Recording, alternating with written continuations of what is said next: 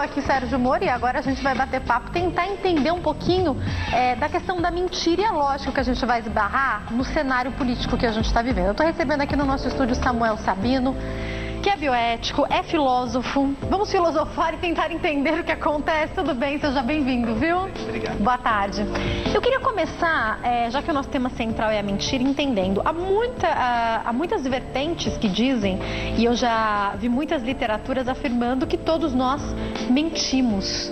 Isso é verdade? É verdade. Conta mais pra gente. Antes da gente começar a pensar se a mentira é boa ou má, no sentido de dar valor para ela, era importante a gente pensar na mentira em si mesma, ou dizer que ela tem valor em si mesma.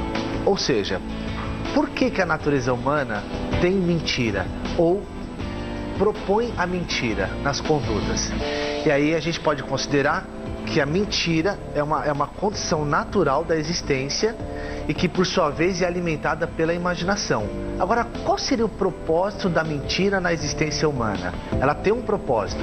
E aí, quando você lança o propósito dela, você aplica ela na conduta, aí você pode mensurar se é para o bem ou para o mal. E aí a gente começa a trazer o discurso da ética. Então, mentira em si mesma não é nem boa e nem má. Eu queria deixar claro que aqui a gente não está discutindo a questão bíblica da mentira, porque daí se a gente fosse explicar por que a mentira surge biblicamente, a gente saberia a explicação. Mas a gente está fazendo aqui uma discussão filosófica para chegar até a ética e tentar entender o que acontece com a sociedade, com as empresas e até mesmo com a política. Então eu queria que você começasse também explicando para a gente. Você entende que é quase impossível não mentir? Explica para nós. Eu penso que a mentira é quase que um mecanismo de defesa, para o bem ou para o mal. Agora, antes de eu dizer exatamente o que é a mentira, eu queria considerar 3 éticas para dar uma base, para depois a gente lançar a mentira, tá? Para o bem ou para o mal. Eu costumo dizer que nós temos 3 tipos de ética. A primeira ética, a menos nobre, aquela que pensa em si mesma, ou em si mesmo, ou no menor grupo de pessoas. Ela sempre pensa a curto prazo. Ok. A segunda ética é a ética nobre, aquela que pensa no maior número de pessoas. Ela pensa a médio e a longo prazo. Ela está a caminho da humanidade.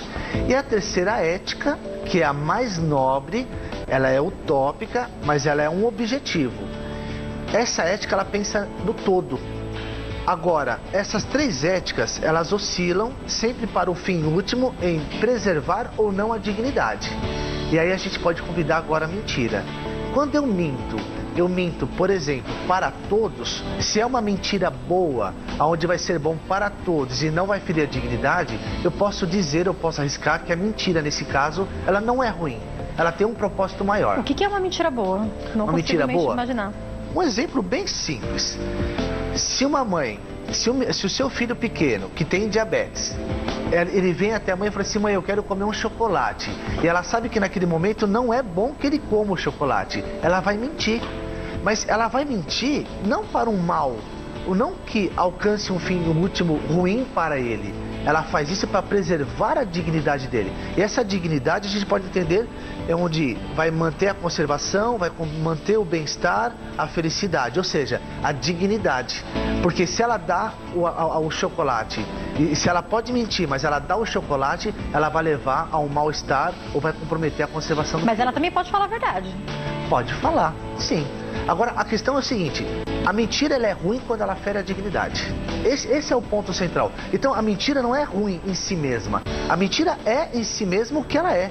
O problema é onde que ela vai levar, o que ela vai propor como resultado final. Se for ferir a dignidade, aí tem um problema. Aí eu preciso trazer o discurso da ética para tentar equalizar isso da melhor forma possível. Eu, particularmente, não consigo encontrar justificativas para mentira, mas aí é uma questão pessoal e também até uma questão em como eu fui criada, de acordo com o que eu acredito na Bíblia. Agora, para a gente poder ir propriamente para o nosso assunto, eu queria compreender um pouco o que acontece hoje. A gente vê um cenário político que me chama a atenção por conta de várias coisas, e eu acho que deve ter chamado a sua atenção também. Eu conversava hoje sobre isso com a minha maquiadora. O que está sendo ferido ali é muito grande. A gente vê as repercussões do que a gente descobre agora com as delações da JBS, repercutindo no país inteiro, mostrando que todos os partidos devem estar envolvidos de alguma maneira com a Lava Jato. Mas me preocupa muito essa falta de amizade entre pessoas, que não estou justificando o erro de ninguém, mas eu confiei em você para te contar um segredo, para dividir um segredo, algo que é nosso. Aí você pega, me liga, arma uma armadilha para mim, mente que a gente estava numa conversa e para você se safar, você quebra o nosso pacto e entrega isso para outra pessoa. Tem uma questão para mim aí que vai até além da corrupção, que é, se eu não consigo me relacionar bem aqui, como é que eu vou cuidar bem de uma empresa, de um país, de uma sociedade? Eu queria que você falasse sobre isso. Eu vou responder isso com uma palavra: covardia. É uma covardia. Agora, não é uma justificativa ao erro deles, não, mas é que é estranha a situação, né? Sim, ela é covarde, né? Agora, você lembra que há poucos segundos eu disse das 3 éticas? Agora é o momento de eu aplicar elas. A primeira ética é o que predomina na política hoje. A nossa política ela é regida pela primeira ética e ela tem um problema. Agora eu vou trazer um outro cenário para a gente fundir os dois. Nicolau Maquiavel, no livro O Príncipe, vai dizer em poucas palavras: os meios justificam os fins. E aí você vai perguntar, qual é o fim último para o político, para o estadista? É o poder. Diferente de Immanuel Kant, que é um filósofo da ética, que o fim último para ele é a dignidade, que é a terceira ética. Volta para o Nicolau Maquiavel. Se o fim último é o poder e os meios justificam os fins, então faça o que tenha que fazer desde que você alcance o fim último, que é o poder. E Maquiavel vai dizer, faça tudo para conquistar o poder e mantê-lo. Quando você volta para a política brasileira, você tem, sobretudo, essa primeira ética com a equação do poder. Então, ainda que eles estejam em conchavo, eles estão em conchavo em prol do poder e a primeira ética. Mas se for comprometer o poder de um deles, eles vão puxar novamente a primeira ética para o lado que conseguir sair primeiro, que foi o caso da empresa. Quer dizer, eles tinham um conchavo a partir da primeira ética até o segundo tempo. Quando viu que ia estourar, ele mantém a ética maquiavélica negativa e a primeira ética, aquela menos nobre. E aí a mentira entra como uma ferramenta perfeita. E nesse caso específico, a mentira como um fim último foi uma coisa ruim, porque feriu grande parte da população. Você vê pelo BNDES quanto de dinheiro que foi para uma única empresa, que depois foi para fora do Brasil. Esse dinheiro não podia ter sido diluído para os pequenos empresários. Distribui a renda para eles de maneira correta, né? É a mentira, nesse caso, a primeira ética e essa ética do poder negativa, foi tudo ruim para o Brasil. E segue tudo ruim.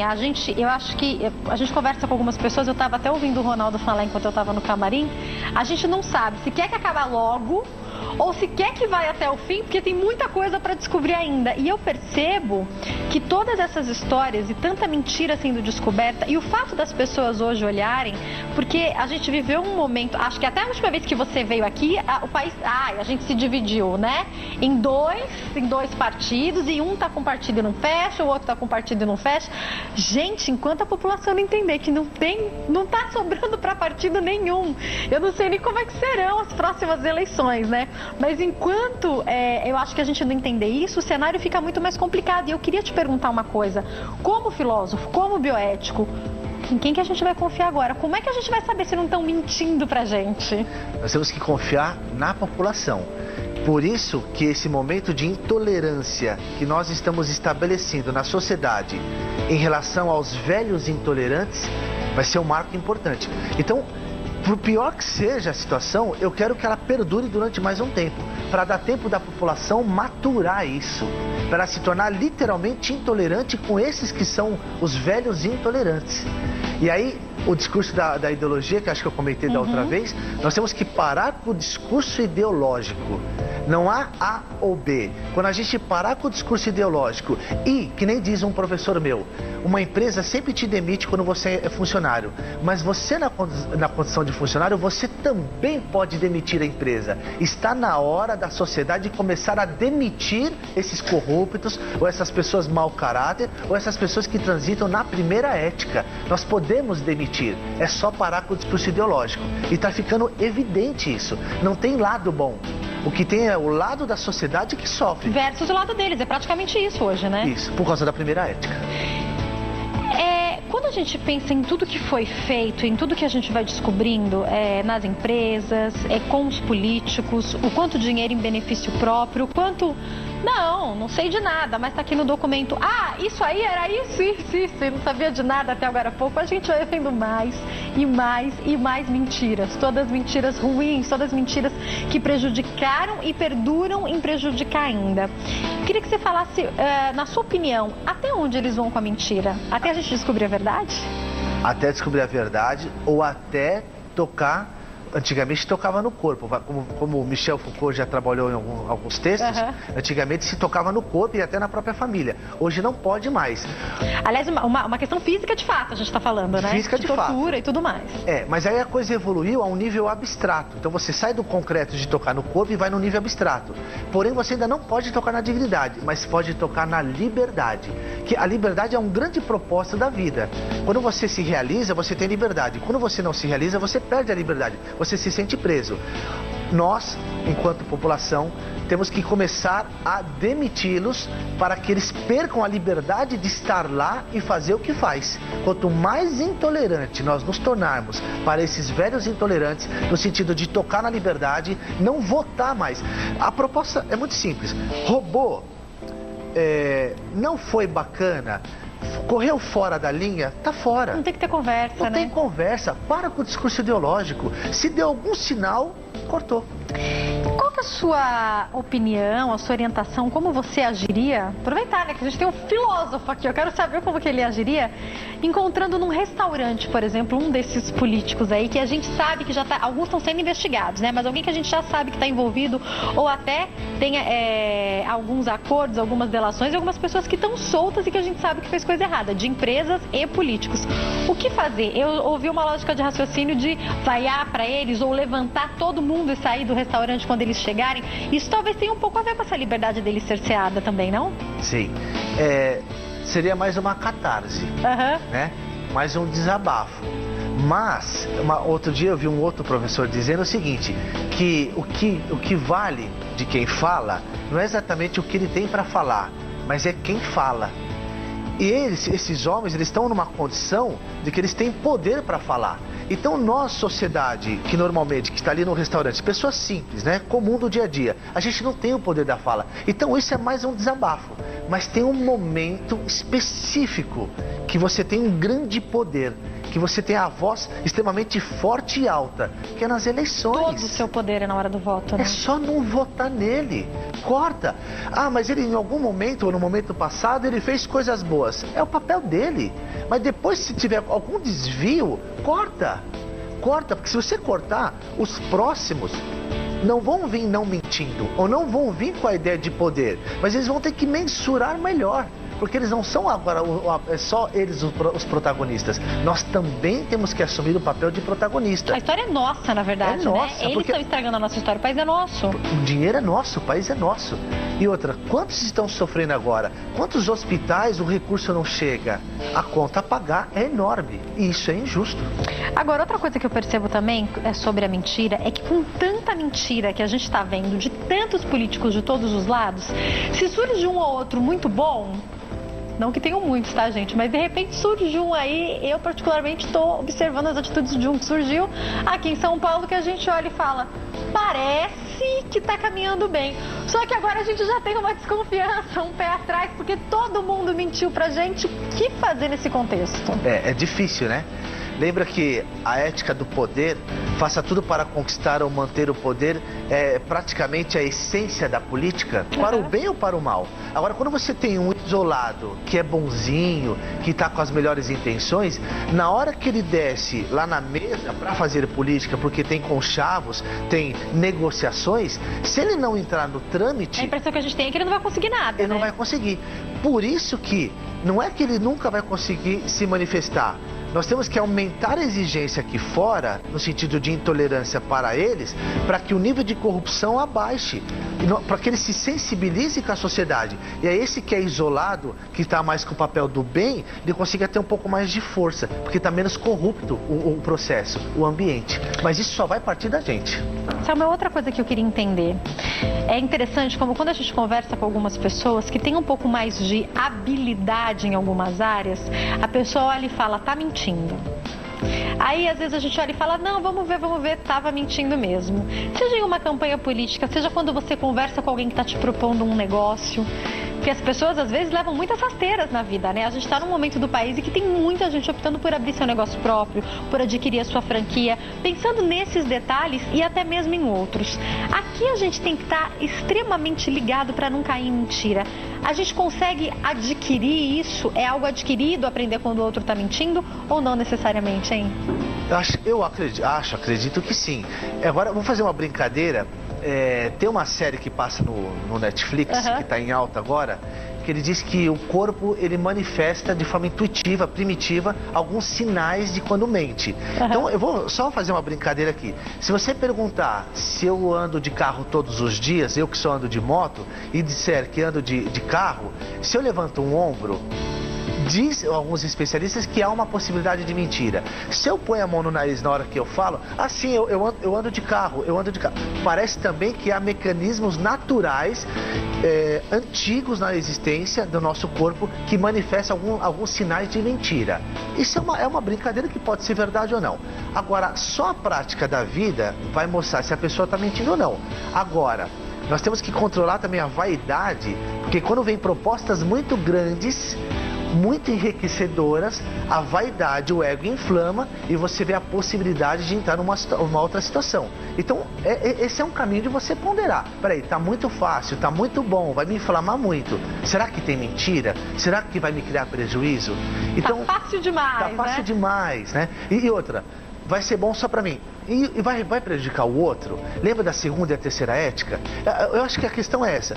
Se o que eu escolher para mim, o resultado da minha conduta será bom só para mim, ok. Mas vai ferir o outro? Vai. Então você pode moderar. Lembra, você está agora na primeira ética. Convide a segunda.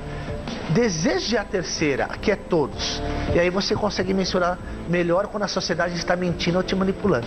Samuel, você falou e me fez lembrar que boa parte dos golpes que acontecem, geralmente por telefone, eles vão atacar justamente a vaidade da pessoa, né? É aquela história de falar, olha, se você depositar 1.000, você vai ganhar 50 mil. Aí a pessoa...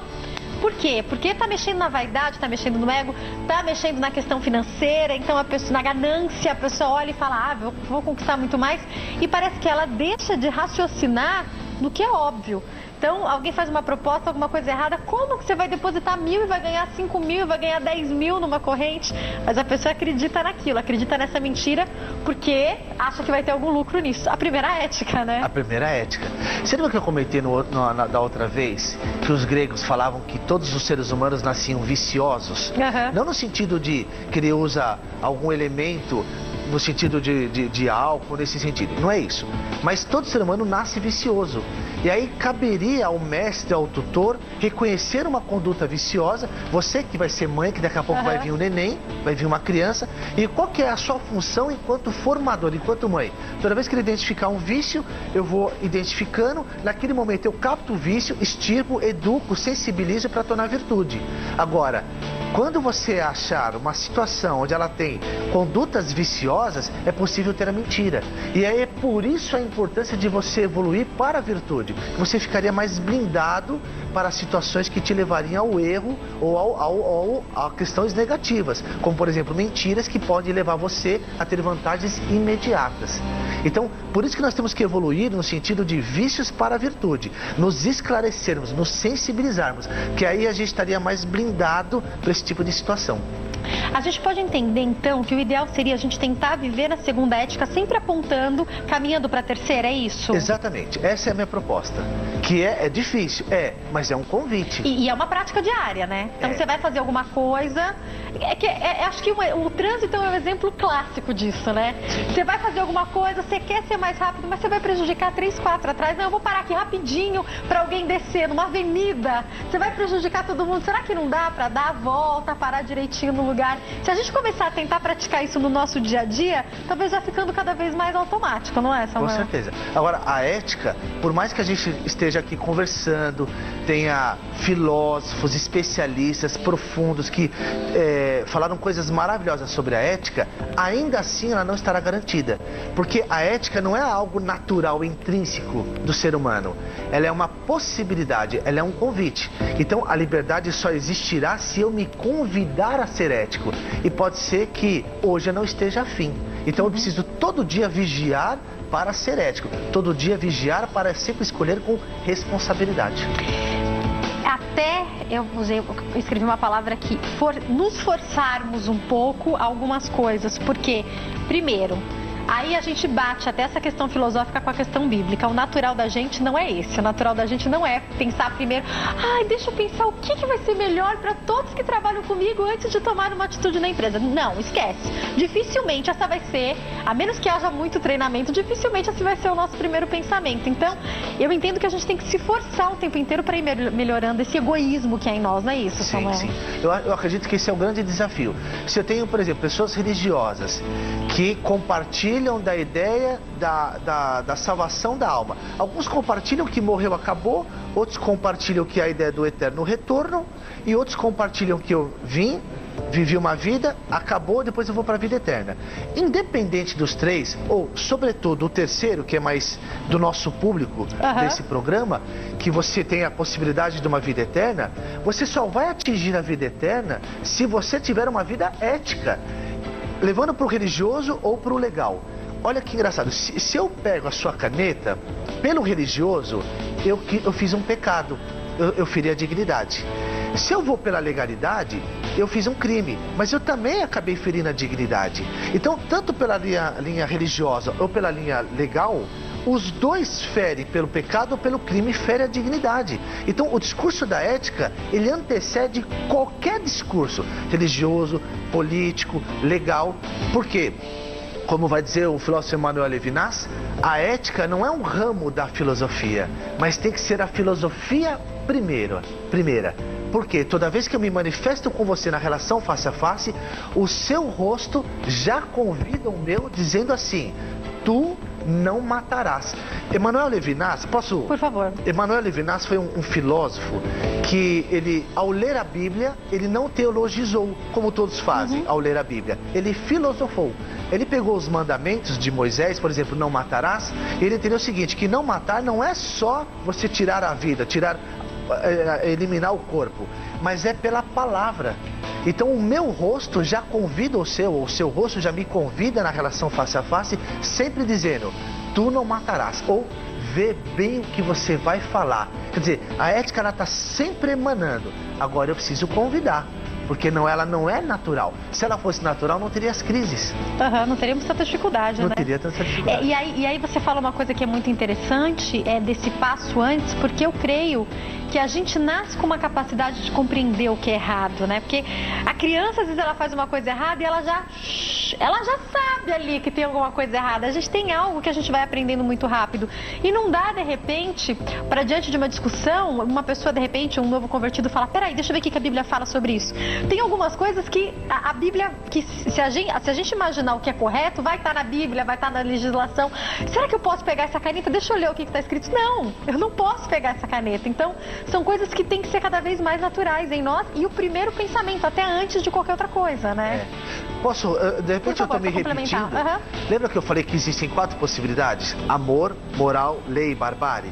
A sociedade tem que transitar entre as 3 primeiras. Se você ama a sua filha, tem amor por ela, eu não precisarei vigiar as suas condutas no que diz respeito à conservação, bem-estar, felicidade e o direito de ser da sua pequena. Tem que ser natural, por exemplo. É natural. Mas você não vai amar todas as crianças, porque é natural isso. Então, quando você estiver diante de outra criança, você vai agir na moral. A moral é a cópia do amor na ausência de amor. Perfeito. E quando o amor e a moral não está? Aí eu preciso da lei.